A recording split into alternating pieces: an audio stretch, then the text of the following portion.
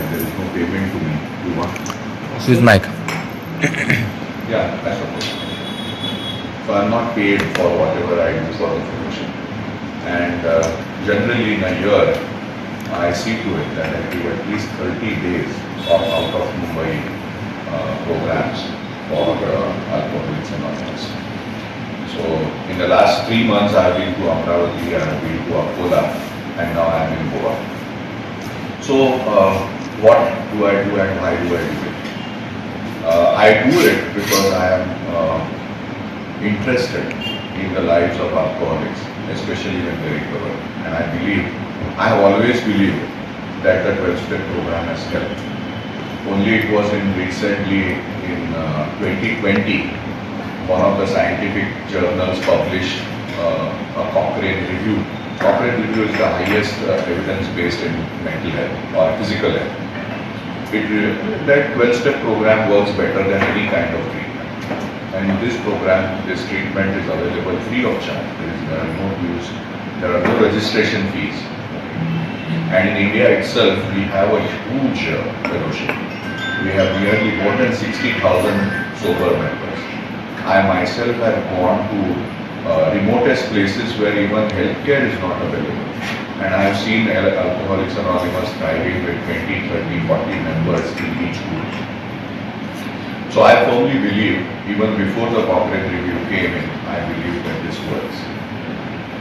There is a lot of neuroscience that comes in and it says that now the 12-step program is better than the kind of treatment that mental health sciences right now has to offer. Well, alcoholism has been known to be a disease. So the founder of Alcoholics Anonymous, one of them was a doctor, the other was a banker. The doctor was invited way back in 1935 by American Physicians Association, in fact at Yale Medical School. And he gave a lecture on his experiences with his disease, and he quoted many of the physicians around that time, and he said that it is a disease. And that's the first acknowledgement by physicians, professional body of physicians, that it's a disease. It was way back in 1935. And after that, most of the physician bodies all across the world have accepted that alcoholism or any kind of addiction is a disease. So World Health Organization, International Classification of Diseases, American Physicians Association, Indian Medical Association, everybody accepts that it's a disease. It is disease of the brain, because everything that happens because of alcohol, with its repetitive use, is associated with what happens in the mind. So it's the disease of the mind, and what we know is that everybody who consumes addictive substances, consumes it for the relaxation that people have. The only difference is that once the person experiences the relaxation, the reward or relief of stress, whatever it could be, in few people there are certain different chemical things happening. So everybody consumes sugar, but everybody doesn't turn out to be diabetic. So those people who have genetic vulnerabilities, they don't choose to become diabetic. Similarly, an alcoholic doesn't choose to become an alcoholic, or drug addict doesn't choose to become a drug addict. What happens is, without his knowledge, his drinking pattern starts changing. So what are the stages through which that person goes? He starts off, everybody starts as a recreational consumer. And then he understands that he starts binging. He starts craving for intoxication, because the same amount doesn't give him that kind of happiness. So his frequency starts increasing, his amount starts increasing. Then somewhere he understands that initially he was able to continue his work without a problem. Now he understands that if he doesn't consume drinks, he's not able to concentrate, he doesn't feel all right. So if he consumes, he feels good. If he doesn't consume, he has a negative effect. Not necessarily the withdrawals. He is just not able to get his act together. So that's the second stage. And then later on he goes into the third stage, because he understands that if he consumes, he is happy. If he doesn't consume, he is sad. Then he starts preoccupying himself with procuring the next drink or next drug. Okay, so whole life starts revolving around his consumption. So that change that happens in an alcoholic's life, okay, traps him into a vicious circle wherein he can't find how to come out of it. He tries to prove himself that he is not an alcoholic, he is not an addict. So he can control. He says, Navratri ahe, 9 divas pinar nahi, mahina bhar pinar nahi. But after that, he is counting days. And on the 10th day, he will probably drink for the missed drinks. So this preoccupation with procuring is something that needs to be understood. So what Alcoholics Anonymous does is that it says that stopping for an alcoholic is very easy. You lock him up in a rehab center, you lock him up in a room, okay? The bottles are not going to fly through the windows. But staying stop is extremely difficult. And what Alcoholics Anonymous says that if a person does the 12-step program, he gets the tools and understands how to stay strong, how to conquer the urges that people have because of this disease. And that is where the 12-step program starts challenging the brain capacities in a different way. So that's why we always say that the program never fails. But if you waver from the program, obviously. So if you have been told that you have diabetes and don't eat sugar, okay, yeah, that's the right kind of advice. But if the person doesn't follow the advice, then you can't blame the doctor that, okay, medical science was not helpful. Okay. So that is the reason why we say that program never fails, you fail. The international convention, so what these people do, okay, is that there are three major pillars, or you can say there's a triangle that they have, okay. So obviously, Alcoholics Anonymous or any 12-step program is for recovery, okay, of the person who feels that he has a problem. So how does he stay sober? So that is recovery. The second is that they have a 12-step program in which the 12th step is that whatever you have learned, you have to share. Now that happens with education also. You must have gone to a journalist school. So senior journalists have told you what journalism is. Okay. Similarly, senior alcoholics, okay, who have recovered with this program, they help others to recover. Okay. So nothing different from whatever that happens in the world. So we have recovery, and this is what they don't call it teaching, they call it service. Okay. So they call it service, and then in order that the whole system works, okay, there has to be unity. Okay. And that is the reason why this triangle is recovery, service and unity. Now in that, why is it important that we have to have a group of people? Why is it not important? Why is it not okay if one person talks to one person and oh, it's okay, everything is fine. Why do you want to share everything in the group? So this is what fellowshipping is about. Okay. So what we know is when we are in a group, okay, I'm sure you must have realized that when you are with your family, you will end up eating more. You will end up enjoying more with your friends. Right?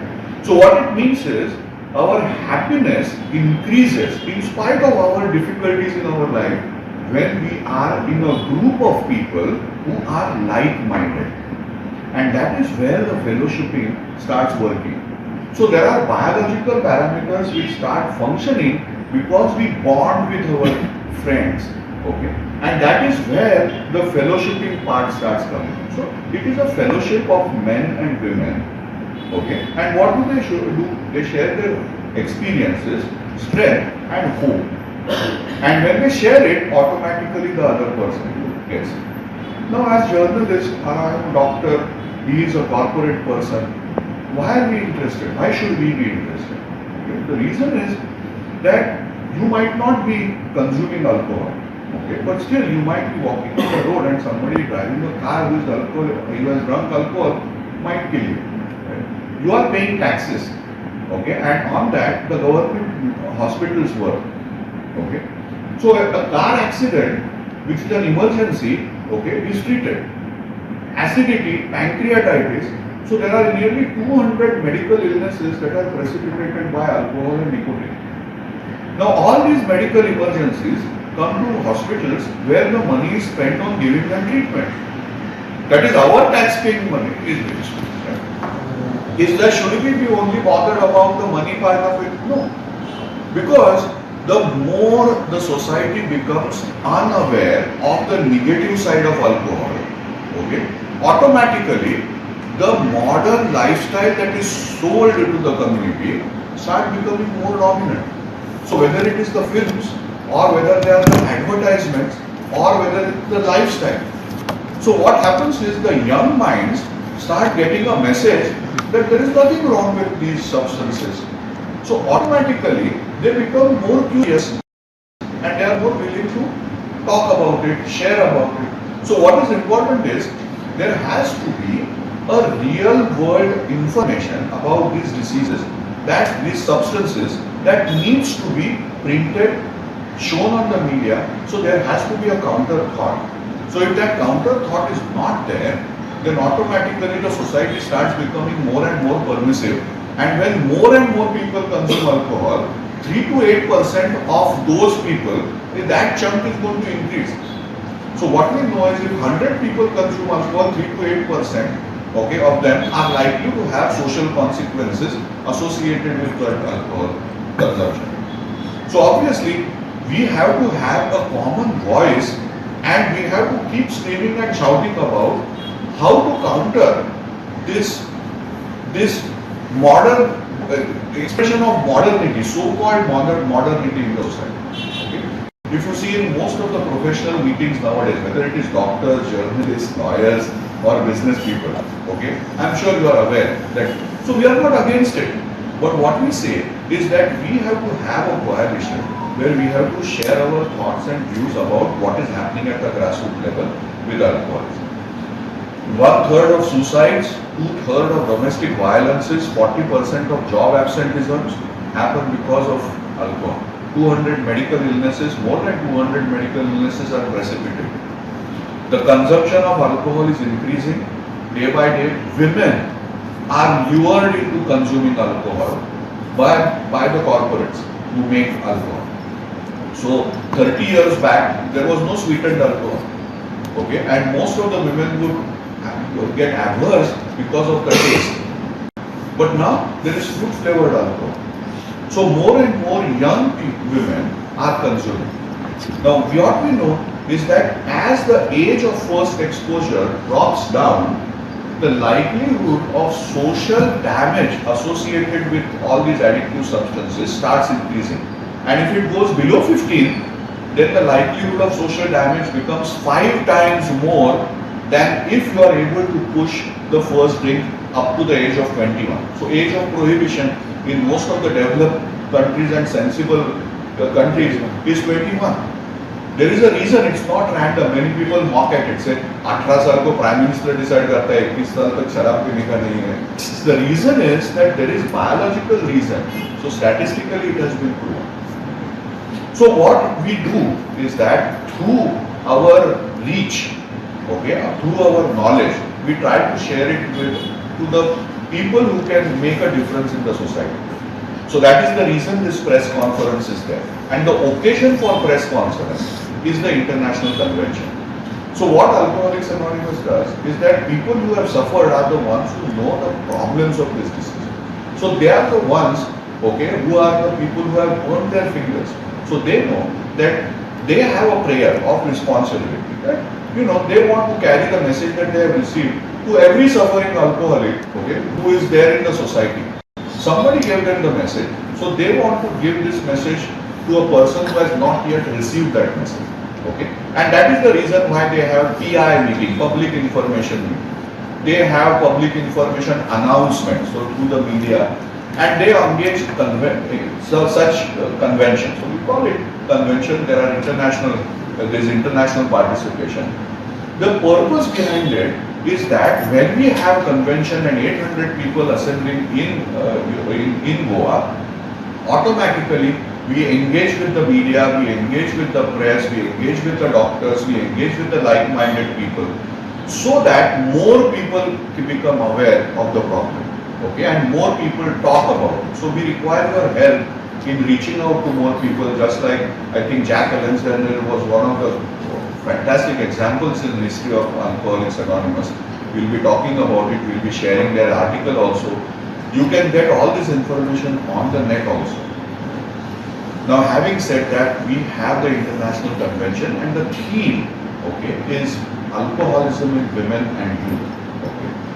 What we are worried is because the alcohol is being sold to women and women are taking it, okay, and at a younger age. So we know that the first exposure to all these drugs in India is happening between the ages of 12 to 14.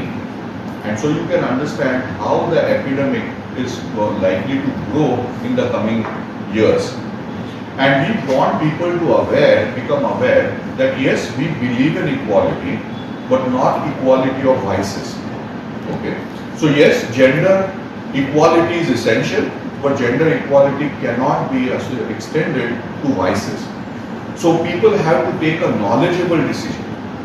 What we know in science is that Mother Nature is not gender equal.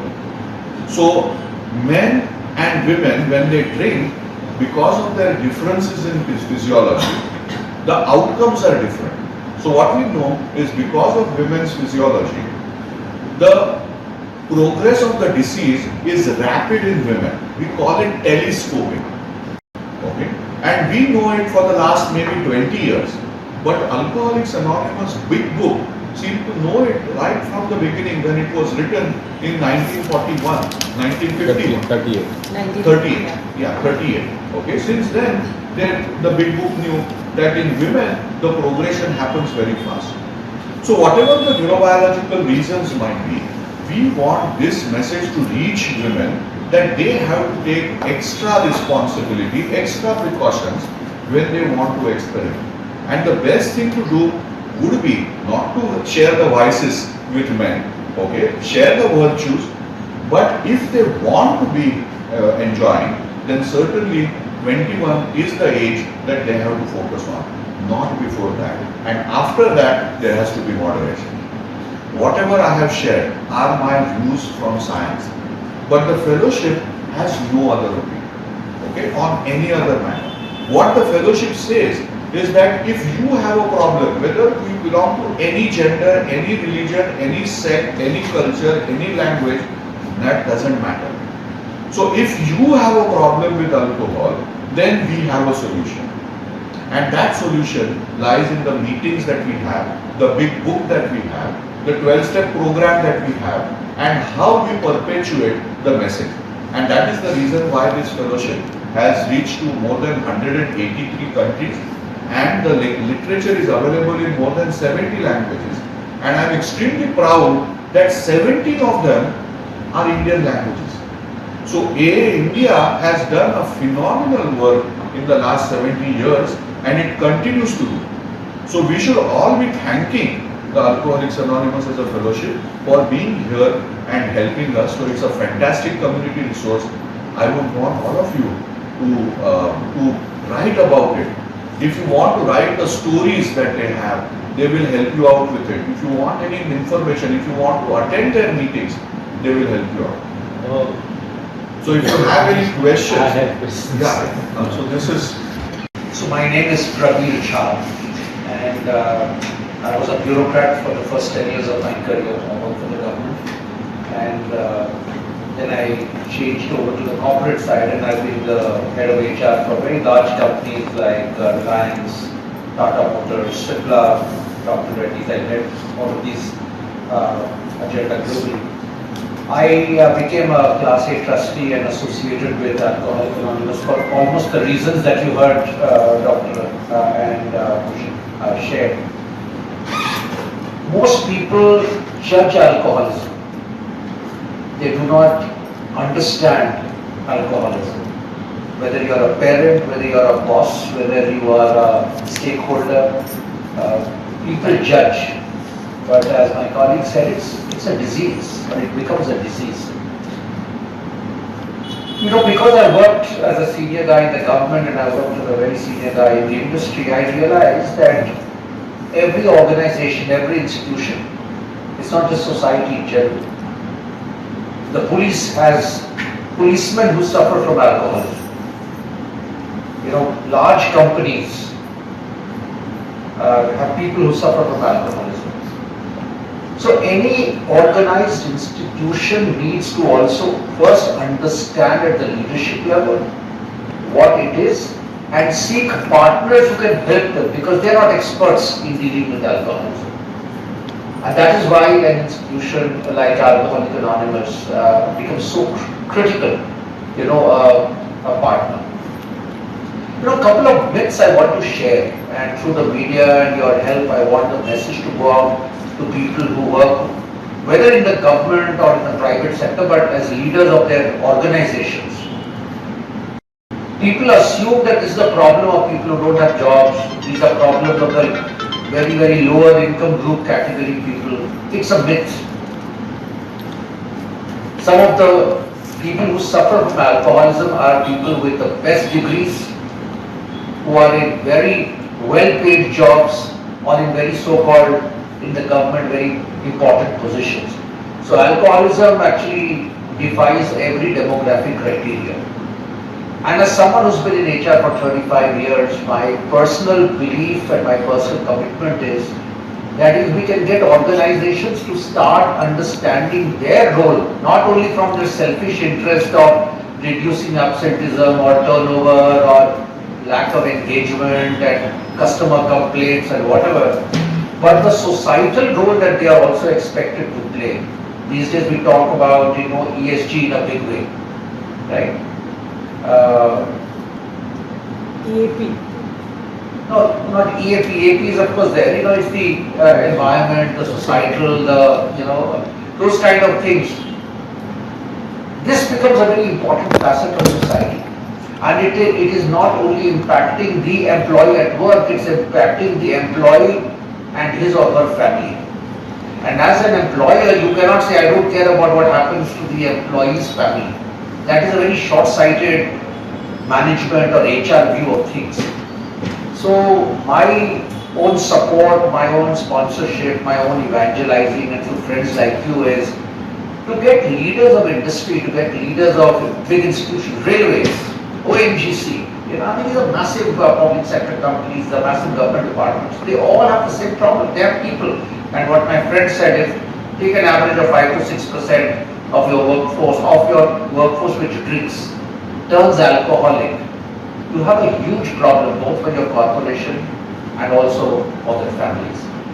So we are all in the process as Class A trustees or as friends of AA, trying to lend our voice, our stature, our network, our point of view with people so that they start understanding the scourge, recognizing the scourge of alcoholism, which, as they said, is only increasing.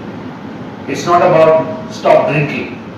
We are not saying that, but if it turns to be a disease, so one is to help them understand, and second is to help them connect with an organization as revered, as selfless. As I said, it's all a voluntary work. No one is getting paid anything, right? And they are there to help you, but you'll be surprised. Many of us don't even know that there is help available. So when they read about it in your papers, or they see it on television, or if I write something on my social media post, they at least have the option of saying, hey, do you know someone that we can send these employees to? Or can we invite them? And in that entire process, we build better companies, better organizations, better leaders. We save careers of people. We save their families from going to ruin. And most of all, we make this actually a more socially responsible planet.